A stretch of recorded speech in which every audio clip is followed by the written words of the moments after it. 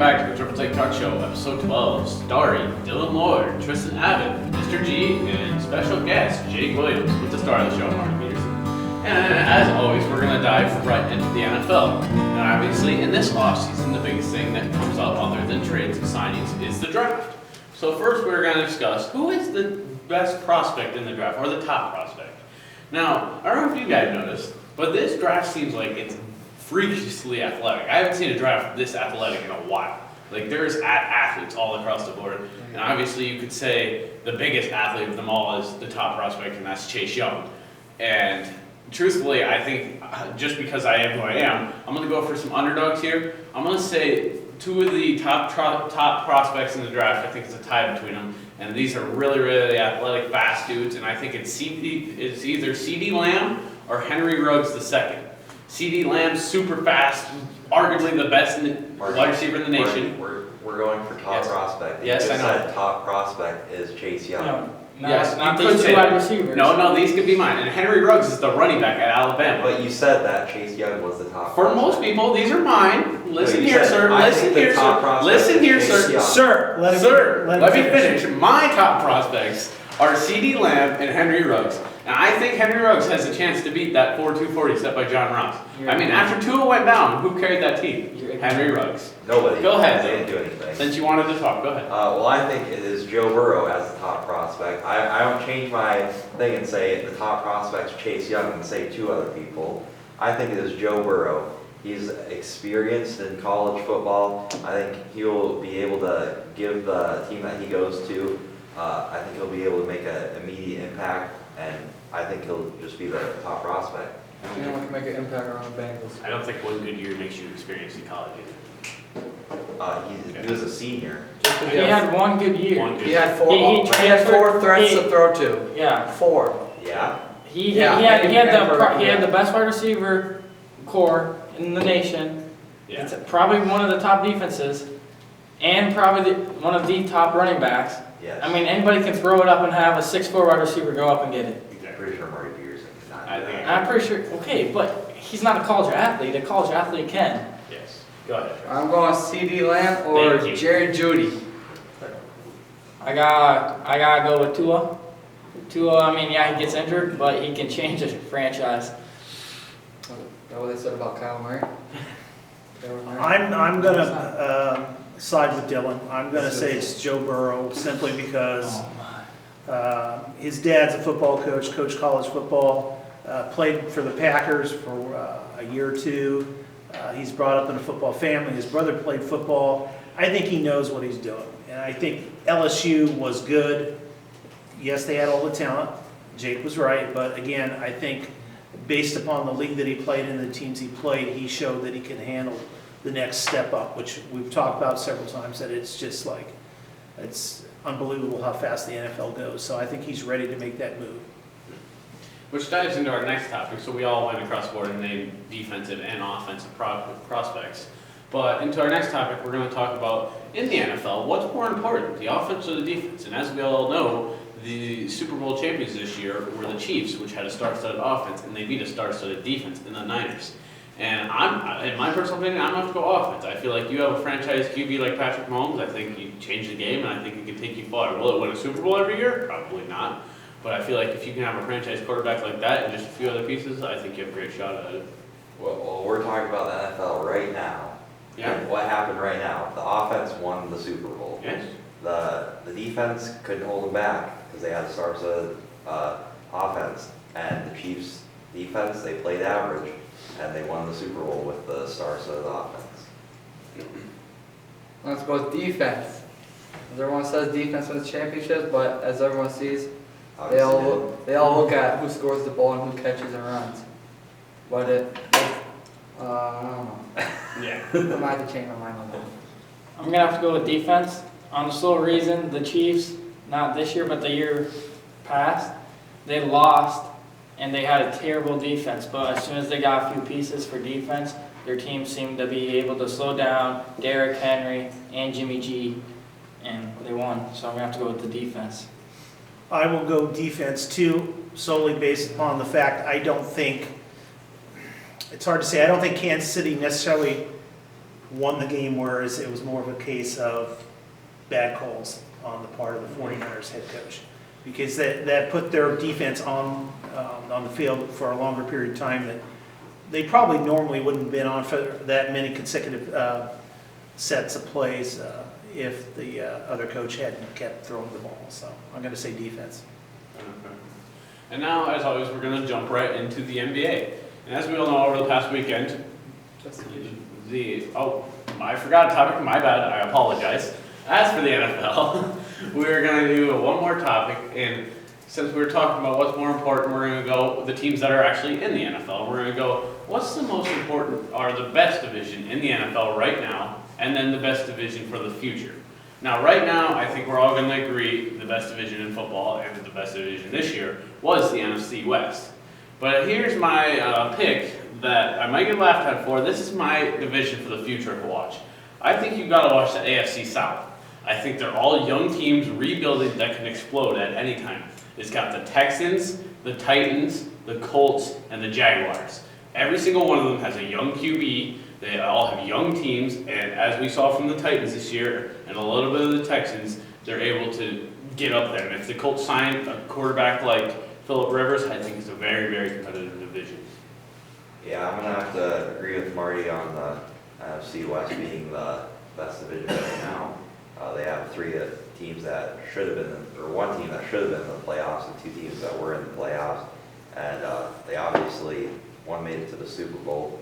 So I'd say when a team makes it into the Super Bowl in that division, I'd say that they have a very good chance of being in the best division But in the the best for the NFL. future. Will they stay? Yeah. Okay. Because the Rams are young. They got a lot of good players.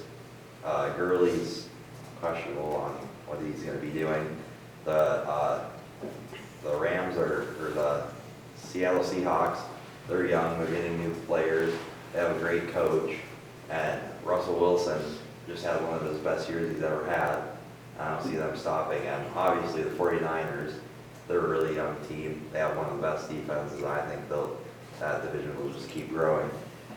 I was gonna say NFC West too, but for the future, I can't really tell the future. Can't tell the future. Anyone can pick up anyone, make a big trade of the year. So, answer's undecided. Can't tell the future. The NFC West was definitely the best division this year. And I think the NFC North can be the best division next year. Just because the Packers are the Packers. I mean, the Vikings, they just need a few pieces. The Bears just need to get a quarterback, and if they get Cam Newton, who knows what the Bears could be like. In Detroit lost a lot of close games this year. I agree with Jake. I think, everybody's going to say the NFC West for the best, but I think the up-and-comer is the Central because there's a lot of positives for Detroit. You're right, they need a quarterback if they can find a quarterback. Somebody would be happy at the Well, stable. Matt Stafford's pretty good. Are you talking about the Bears? I'm going to the Bears. Oh, yeah, The Bears. Bears, I'm sorry. And Minnesota and Green Bay, they're going to maintain their level of play for at least another couple of years. I think Rodgers has another couple of years in there, and I like the way Minnesota plays. So. You need to replace Kirk Cousins, you think? Yes. I think so. You gotta replace him before. I heard he was going to the Washington Redskins. Oh, yeah. Okay, now we will move into the NBA. And as we all know, in this past weekend in the NBA, we had one of the biggest events happen other than the playoffs and finals, and that is the All-Star Weekend. So we're going to go around and we're going to share our opinions on the All-Star Weekend. In my opinion, I think it was a great weekend. I think this is one of the best ones we've seen in years. Everybody played competitive, everybody went hard at every challenge. It was very entertaining to watch, and I think it was a good weekend. Yeah, I think it was a great weekend. People enjoyed it. They started off with a lot of great things. They had the celebrity competition. It's always fun to watch with Quavo in it. He's a pretty good basketball player. They could add some more people.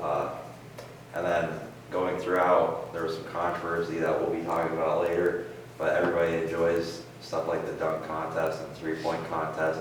You see their favorite players out and performing, and same thing with the All-Star game. If they once said the All-Star game was one of the best in the past couple of years, the dunk contest had some controversies, but the All-Star game, three-point challenge, the skills challenge, they were all fun to watch. Yeah, it was definitely one of the best All-Star weekends we've had in a long time.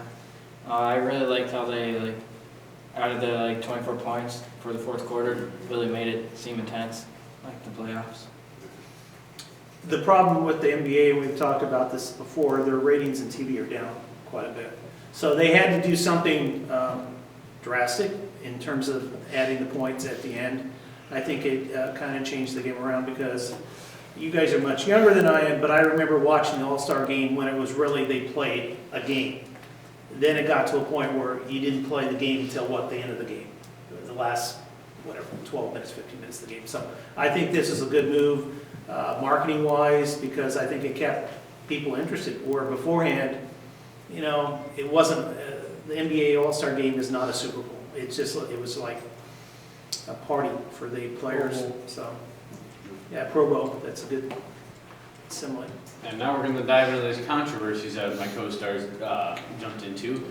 And the biggest controversy over the weekend was Aaron Gordon robbed in the dunk contest. Personally, I think you can make the argument he was. I mean, he did get 4 straight 50s, and some say he had the greatest dunk of all time with that off the backboard 360. But I feel like the judges judge it how they want to judge it. I feel like those judges, they might not be the best judges, but that's why they judged it, and I feel like that's how we're going to keep it fair. I don't think he was robbed. I think the judges made the right call, but I think in the future we need to get better judges that understand how hard the dunks they did are, unlike Dwayne Wade, who's never been in one before. I think he was robbed. I heard that they were gonna have it be a draw, but somebody changed their scorecard, and he was definitely robbed. He's been robbed like 2 times now, Zach LaVine.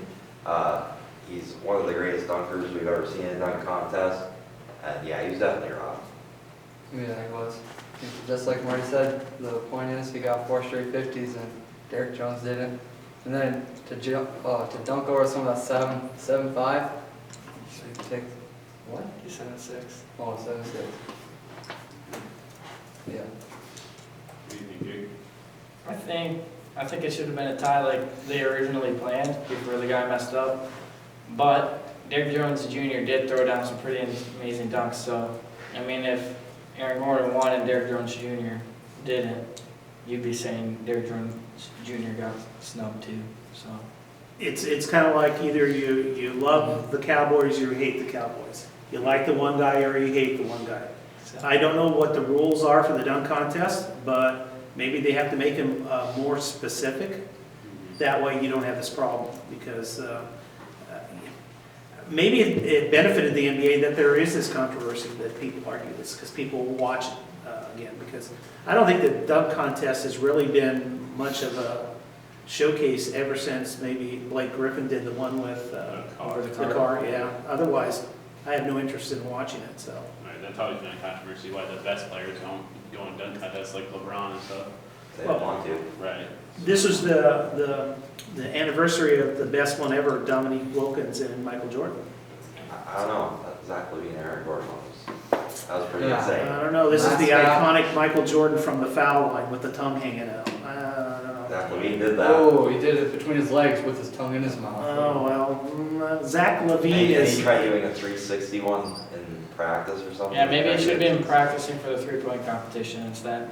He doesn't care about I mean, why would you even mention LaVine and Jordan in the same sentence? It's like that. But mentioning, dunking and all, or in the dunk, Oh, I'm not talking about the dunking, game. that would be like mentioning you and Corbin in the same sentence. That's not You're even Jordan. close. He's Talking LaVine. about dunking. Oh, okay, here we Zach go. LaVine is better dunking than Jordan. Oh my God. Okay, Honestly, he probably is, because Jordan, Who's the best dunker of all He has time? more Vince creativity. yeah, Vince he Carter. has more creativity now.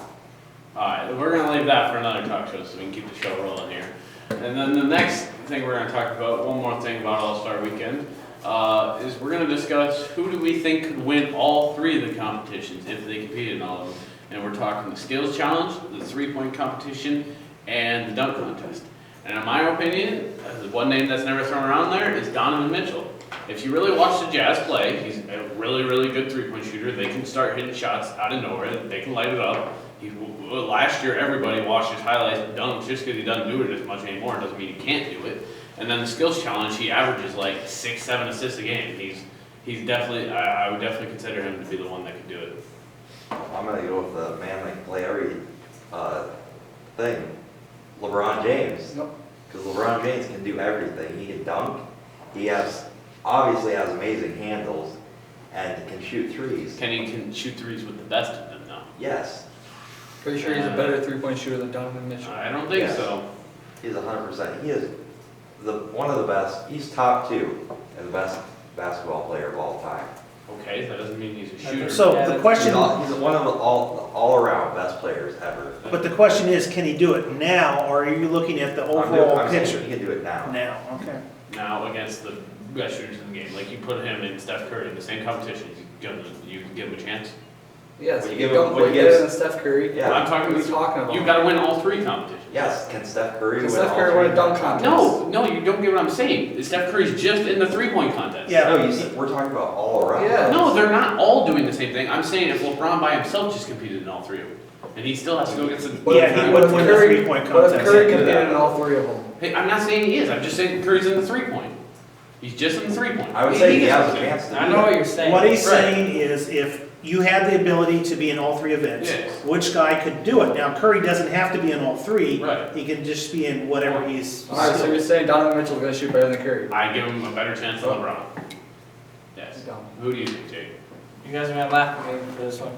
John Moran. Yeah, you're right. We're gonna love it. John Moran. Oh my gosh. John Moran. The point guard for the Grizzlies. I mean, he almost dunked over Kevin Love in a game. That's cute. Jumped Okay. over him. He can hit threes. I mean, he hit a step back for a game winner. And he's definitely got the handles and the passing ability to win the skills challenge. What do you think, Mr. G? Every time it comes up in my conversation, I love Kawhi Leonard. San Diego State grad, he can do it. He cannot do the dunk contest. I don't. You don't know, he's never tried. You never He seen is him. not- You don't ever see him dunking. He doesn't. He does with the little. Oh my gosh. Yeah, he doesn't throw it down with some authority. At least I don't pick it. You see You what- know, wait. Jason Tatum could be another one. Yeah, he's that right on list. Jason Tatum. I'll give him that one, but Jason Tatum just lost to who? Sabonis? In a game. Yeah, and skills. No, it's skills challenge. Yeah. But I mean, like, if you had to pick one guy to win on. I think Kawhi's a worse shooter than even LeBron. No, he's not. oh my gosh. LeBron. Oh my God. Okay, let's change the Who scored topic. 30 points in the All-Star game? Now we're going to go on to a topic. that- Marty can score 3-pointers because they don't guard anybody.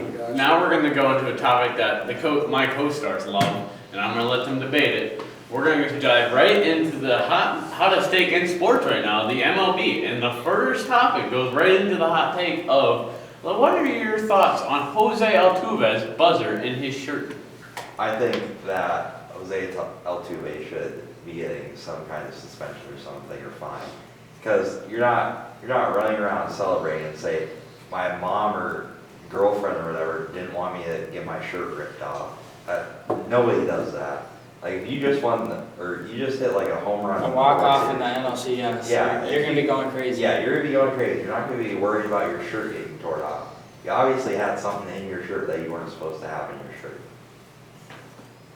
I think that the punishment for their coaches and like managers getting fired and all that was fair, but the players need a punishment and not just to get a slap on the wrist for what happened. They got let off way too easily because they not only affected like the World Series, but they affected guys that are now not in the league anymore. Because of that reason. Yeah. I think Altuve, if it is true that he did have a buzzer or some type of device under his shirt, everybody knows. It's like, it's not a secret, it's a clubhouse. So I think more information will come out in the future that it will either vindicate him or not. If he did, he should be punished. And I think that if the punishment, the only thing you really can do with a player, because if you were to try to take something away from the player, you have the players union, which is a problem. That's the strongest players union in professional sports. So I think, take away the trophy. Put an asterisk and said there was no champion that year, and that will hurt them because you know what? That's the rest of their life. What is Altuve, 27, 28? He's going to live to 90. He's going to have to say, yeah, we cheated for 70 years. So Right. Isn't that what the NCAA football does? They take away championships like that? they take away wins from coaches and stuff Yeah. like that, and it's sad because the 2 teams that were caught cheating, 2 of the 3, Boston and Houston, they both beat the Dodgers. Right. That's the sad thing. The Dodgers could have won too Yeah. if this hadn't been going on. And now our next topic is, so there was some comments over the weekend on Carlos Correa on his comments towards Cody Bellinger. What are you guys' opinion on that? I think it's kind of good that Carlos Correa was sticking up for Jose Altuve, but pretty much everybody's say, like, Cody Bellinger just had the guts to say something about it. Everybody thinks the same Yeah. thing that Cody Bellinger is saying. And now more people are saying what Cody Bellinger was Like saying. Mike Trout's saying stuff about it, and Mike Trout's he's a good guy, and I don't know, just Carlos Correa and the whole team should be getting something more than just a slap on the wrist. Yeah, I think that Cody Bellinger said was true, and Correa was just mad that everybody's calling the Astros out for it. Well, Correa's main defense was, he claims that Bellinger didn't read the report from MLB. the MLB, but we know the report is not a true statement of what really happened. It's MLB trying to protect themselves from embarrassment, because of the three professional sports, MLB is third right now, I would think. And hockey is coming up in terms of popularity too, so they got to protect their little niche of the sports market. Plus, how long are baseball games? We're 3 talking- hours. yeah, they got to get that down to like 2.5, because again, depending on where you live in the United States, like from California, if you have to stay up until 10 o'clock at night and then get on the freeway to drive home, you're not getting home until like midnight. That's hard to do with working professionals out there, so. I do think that the games don't feel as long when you're actually at the Yeah. stadium though. We have, Because I went to a Twins game this year, and like the Twins put up a lot of runs, so that means like more time playing. And it was just, It's fun. yeah, you didn't It's worry about different the being time. there. well, we talked about with a really smart young man here at the school earlier today about baseball games. He was complaining about how long they were, but it's more of a social event now. You go there, between innings, you don't necessarily have to pay attention to every pitch that's thrown. Twins score a lot of runs. Yankees, you got the home run ball, so it's an event. It's not necessarily a sporting event. Where football, you have to watch everything. Baseball, you can just bag of peanuts and go. And now on to our last topic of the day, which could be the hottest topic of the day for the MLB. Who are you guys' most underrated team coming into this next season? I'm gonna go with the Twins because they have one of the best rosters in the MLB. The only weakness they have is their starting pitching. They have a great bullpen, and they added Tyler Clippard, which got it even better. They have easily the best batting people, and they hit the most home runs ever. And then their defense is amazing. That's what the Twins, they like to get good defensive players, and they have a great defense. And if the people that they got for their starting pitching, and they actually do good and they develop, they will be one of the best teams in that MLB this year. The thing with the Twins, it wasn't their starting pitchers, it was their bullpen. And they got like two guys, but how good are those guys? I mean, I never heard their names before. I heard Tyler Clippard. Yeah. But I will have to go with the Twins also, just because they're a low market team, so they don't get like the publicity, or however you say that word, as other people do, like the Yankees, the Astros, the Dodgers, the Angels. And last year they kind of were even slept on, even with how many people they have. And I think Byron Buxton is a top 3 center fielder in the league. I think the most underrated team going in is the Angels, simply because they have a new manager, Madden. How are they underrated? They haven't made the playoffs since 2009. That doesn't make them underrated. Everybody knows the Angels are going to be good this year. Why? They almost Mike this Trout. year too. Mike Trout. What about They had Pujols and Mike Trout and Pujols, He was terrible old. for the first few years. doesn't. He was there. All I'm going to say is the Angels have not been to the playoffs since 2009. They haven't won a playoff game since 2005. With Joe Madden, a former Angel manager or bench coach, and he's already taken Tampa Bay to the World Series. He took the Cubs to the World Series and won the World Series. It's a mindset out there in California, because the Angels are redheaded stepchild, sorry, of the Dodgers. And because if you've ever been to California, any of you guys been to California? LA starts here, Anaheim's here, people all the way through. You can't tell one city from another. And the Angels are trying to become like the Dodgers. That's why they changed their name from the Anaheim Angels to the LA Angels. And they're trying to be like the Dodgers, and this is what's going to give them. Madden's going to come in there, going to give them the confidence. And I apologize, I don't know the name of the player they just signed for the big contract. The hitter and pitcher? No, Japan? the hitter. No. Rendon? What? Rendon? Rendon, yes. I think that he will protect Trout. Plus, they have the Japanese player coming back who's going to play both ways, pitching and fielding. I think it's just that's why they're underrated. Jake has a good point there, but I still think they're underrated because they just have not lived up to what they're supposed to be. Another team that's going to be underrated this year is the White Sox.